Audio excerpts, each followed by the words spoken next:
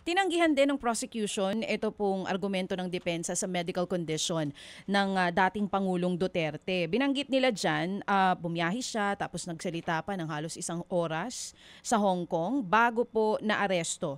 Medical arguments, ano pong tugon nyo dyan dito sa naisama rin yan doon sa dokumento nga po? Oo, yun yung, sa first na argument na parang major argument, makakasisipot ba siya sa susunod na hearing. Merong reductions diyan. Yun yung particular na palagay ko kumbaga ano yung kondisyon niya ngayon. Ang hirap ding, aninagin pero ang sinasabi ng prosecutor, hindi ito sapat, itong medical condition na ito, para palabasin ka. At hindi ito parang ibig sabihin, aalis ka ng detention center at sabihin na natin pupunta ka ng ospital.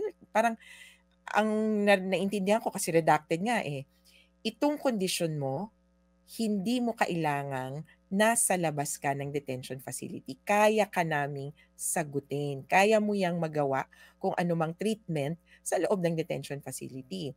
Short of saying, hindi kami naniniwala.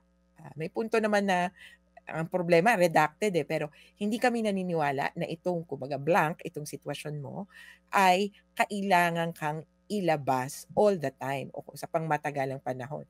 Siguro ang puwede din nating ang alternative nito, puwede kang ilabas like 1 day, 1 week, pero hindi yung pangmatagalan tapos sa ibang bansa pa.